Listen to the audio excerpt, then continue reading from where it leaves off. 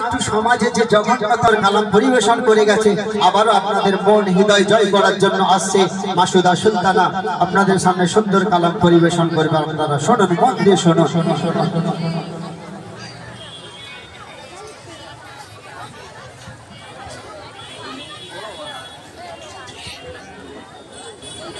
আচ্ছা, এই গজল শুনে, আমার এই ভাইয়ের গজল শুনে মায়েদের তরফ থেকে খুব ভালো লেগেছে নিশ্চয়ই, তার জন্যে 100 টাকা ওনাকে উপহার দিচ্ছেন। আল্লাহ পাক এই তার ছোট্ট উপহার নয়, এটা এত বড় উপহার যে বলার মতো নয়। এই উপহারটি আল্লাহ তার কবুল করুক, তার দুহাতকে টাকায় ভরে দিক। আমরা সকলেই তার জন্য দোয়া করি। আমি এরকম ছোট্ট ছোট্ট একটু করে কালাম শোনাবো, আর আপনারা যদি বলেন এটা ভালো লাগে না, আপনারা যেমন বলবে তেমন হবে ইনশাআল্লাহ। তো শুনতে থাকুন আমার মাসুদা সুলতানার কণ্ঠে অতি মূল্যবান কথা দিয়ে মূল্যবান কালাম।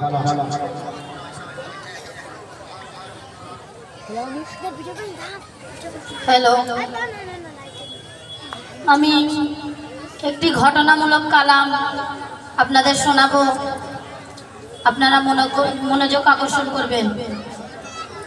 মুসা নবী আল্লাহকে বলছে, ওগো আল্লাহ, জান্নাতে সব নবীদের বন্ধু আছে, দুনিয়ায় সেটা আপনি ঘোষণা করে দিয়েছেন, কিন্তু আমার জান্নাতি বন্ধু কি হবে সেটা এখনো আমাকে বলেননি। তাই মুসা নবী আল্লাহকে বলায়, আল্লাহ কি বলছে সেটা আমার কবি ছন্দের মাধ্যমে লিখছে, আপনারা শুনবেন। এসে মুসা বলে খোদা, ওগো প্রভু দয়াময়, মুসা বলে খোদা, ওগো প্রভু দয়াময়, জান্নাতে বন্ধু আমার কে হবে সেটাই জানতে আমার ইচ্ছে বড় হয়, জানতে আমার ইচ্ছে বড় হয়, দয়াময় জানতে আমার ইচ্ছে বড় হয়। আল্লাহ মুসা নবীকে কি বলছে দেখুন, বলেন দয়াময় মুসা কালিমুল্লাহ, জান্নাতে বন্ধু তোমার হবে এক আশায়, তোমার হবে এক আশায়। মুসা নবী আল্লাহকে বলছে, ওগো আল্লাহ, আমার এক কসাই বন্ধু হবে, ঠিক আছে আমি তাই মানলাম, কিন্তু সেই কসাই কোথায় থাকে এবং কি করে সেটা আমাকে একটু বলে দিন।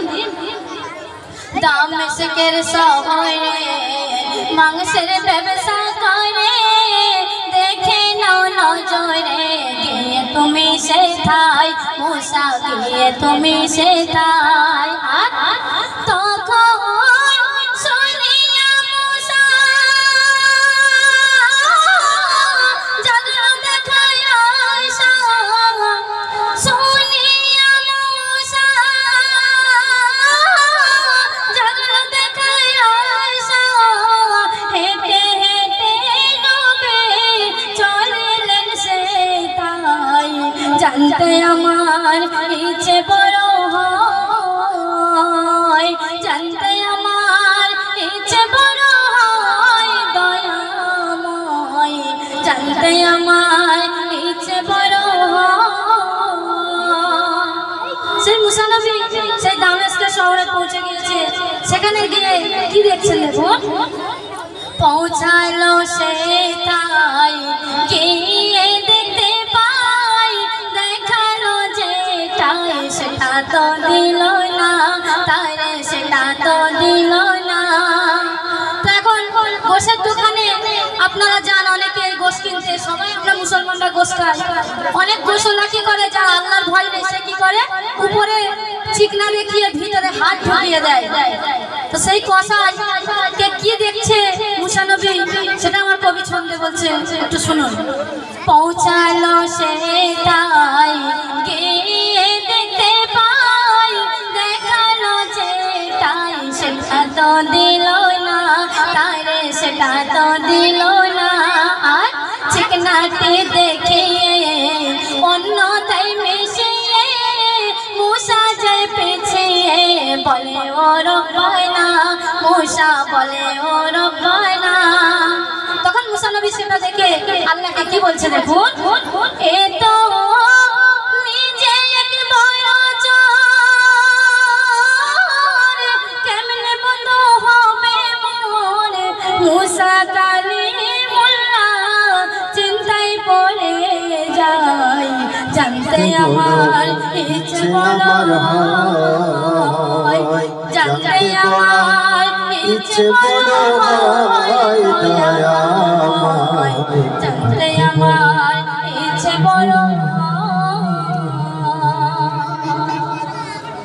মাংস ঝোলাই ভরে দোকান বন্ধ করে ফিরে যাই ঘরে। মুসা নিল পেছন, তাহার নিল পেছন। আর কি দেখে মুসা দেখে নজরে আটা পায় করে, রুটি তৈরি করে রান্নাতে মশগুল, কসাই রান্নাতে মশগুল। আর যখন রান্না শেষ হয়ে যায়, নিয়ে ঘরের ভিতরে যায়, রান্না শেষ হয়ে যায়, নিয়ে ঘরের ভিতরে যায়।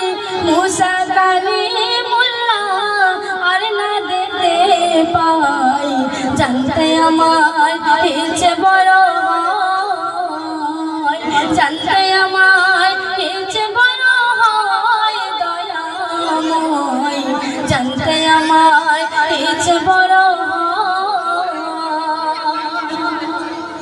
সেই মুসা নবী সেই কসাইয়ের ঘরে গিয়ে দেখতে পায় না, দরজা জানলা সব বন্ধ করে দিয়েছে, জানালার একটি ছোট্ট ফাঁক আছে, সেই ফাঁক দিয়ে মুসা নবী কি দেখছেন দেখুন, ঘরের পেছন দিকে জানালার ছোট ফাঁকে মুসা নবী দেখে একটি চোখ রেখে, দেখে একটি চোখ রেখে। কি দেখে, রুটি ডুবিয়ে ঝোলে খাওয়া দেয় মায়ের গালে, দোয়া চায় দোহা তুলে আপন মুখে, জননী আপন মুখে। আর বলে আল্লাহ